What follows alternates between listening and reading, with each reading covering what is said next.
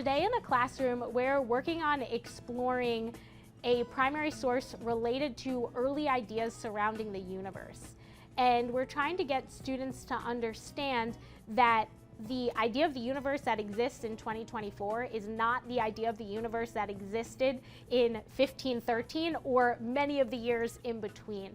And we're going to slowly reveal a primary source to them so that they can use evidence that's gathered through close observation and make claims about what they're seeing, which is a central practice in science, and also start to think about how this primary source serves as a model for what the humans at the time were thinking or understanding about the universe. So what I'm going to have us do to get started is we're going to pick up two things. We're going to pick up the thing you're observing, and you're going to pick up this primary source analysis tool where you could write your observations, reflections, and questions.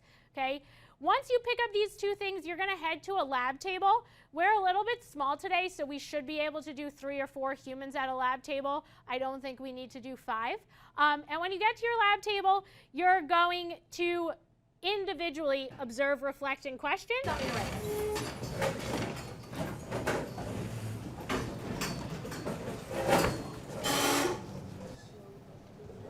All right, humans, when you feel like you've jotted down the things you're seeing and noticing and wondering about, you're going to chat with the humans at your table, and you're going to decide what is your most profound observation, reflection, or question that you have at your table, and you're going to write that down on a Post-it note, which you should have at your table. This one looks like leaves, so it might be like nature or pages. Oh, good. You have a profound observation. The reflection is that we think it's fire. Fire, air, water, and earth. How do we figure that out? I know there's a scorpion constellation. Especially like We got that pretty much right. Pretty much right, plus or minus 20 years. We were automatically jumping into like, what on earth is this thing? Right? That's where our brain was going. We wanted to know. And it sounds like some groups already have some theories about what's going on. But I want us to all kind of put this together a little bit more concretely and come to a group consensus about what it is you're looking at. Using the sentence stem, I think blank because blank. Okay? So what do you think this is and why? You can write this on the back side of your observe, reflect question sheet.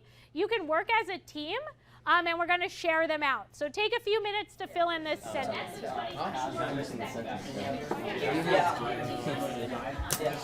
I think this image represents what the world looked like when it was made and how the 4 elements came together to create the world as it is.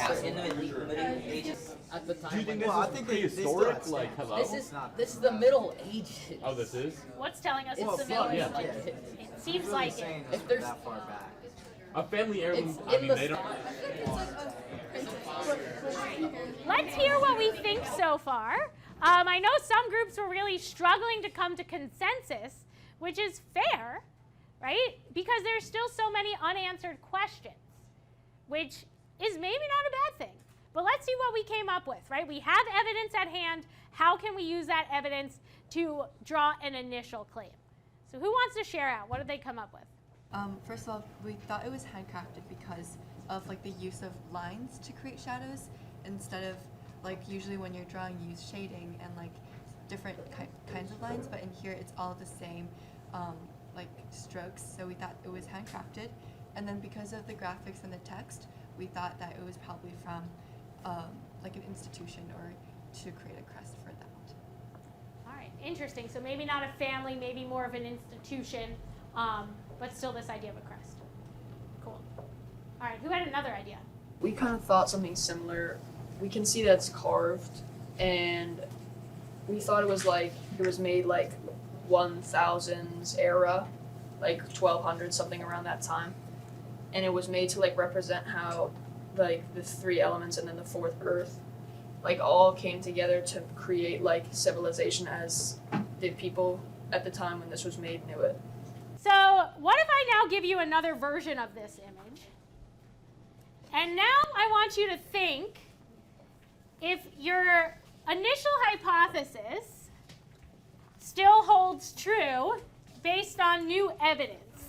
So observe this and then update your sentence about what you maybe now think.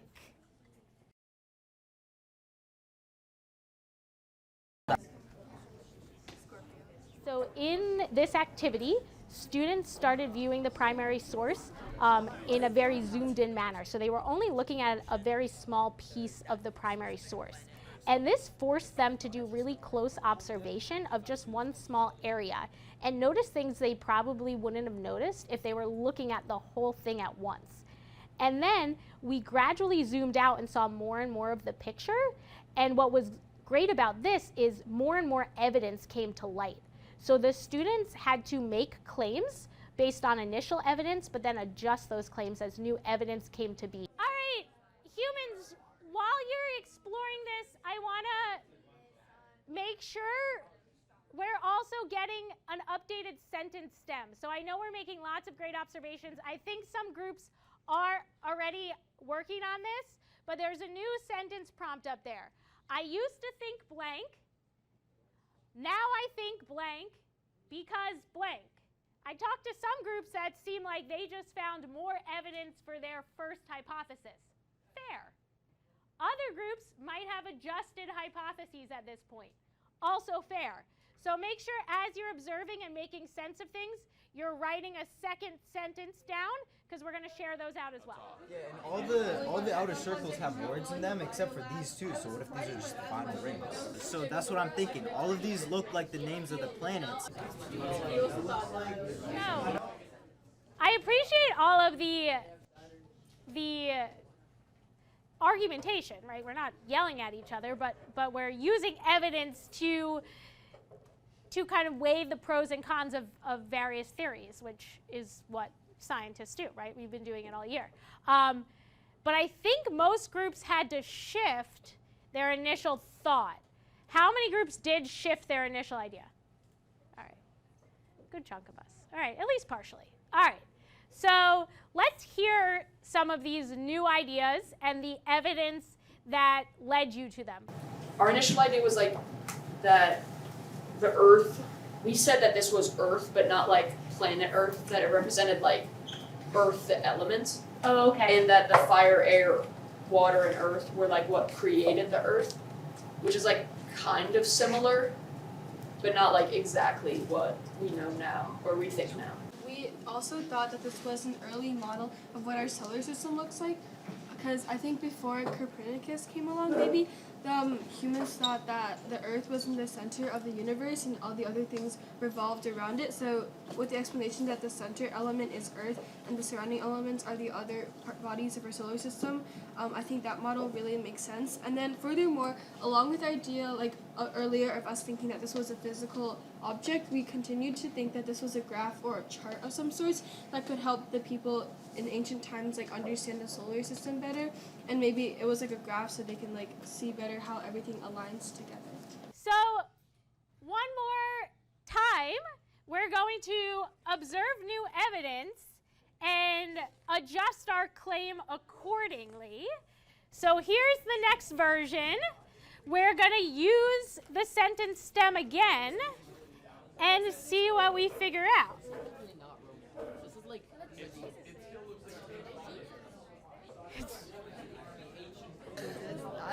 That's I don't know, guys. No, wait, let's find Judas. Did we come to Cross, I heard a question yeah, about the hat. but that looks like some Halo? sort of symbol. Okay. I feel like I've seen that before. I'm not sure what it It is. looks like the airbender symbol from Avatar. This could be a European government or something that doesn't. European government. It would make sense. There wouldn't be women in the European government anymore. We used to think it was a scientific this was model a scientific representing the model solar representing system the solar system with Earth in the middle. With Earth in the middle. Now we think that this is a religious scientific model because it adds the element of celestial beings and otherworldly figures. So here's the deal. You are now a team of publishers, okay, working for a newspaper in the year 1513. And you are going to publish this image in your newspaper. So what headline are you going to put above this picture? All right. And also like Thou universe. Yeah, Thou universe. No, we can't use that. Remember, headlines are eye-catching. They're grabbing attention. What grabbed your attention? What made you look or say what or like ask a question? And then go back to your first iteration, see if you can edit it. I wrote one, but Jane and I agree with it that in 1513 they probably wouldn't call it a biblical representation of. So we're kind of excluding that part to be either our universe and what lies beyond, or just Jane's rooting for What lies beyond? just like just that. Short, I like that. Short, slightly mysterious. So let's hear loud and proud our headlines from each group. Breaking news: the world revolves around us, just like God intended. Oh, there you go. That would probably make people read. World revolves around us. Breaking news. All right, table 6, what did we get?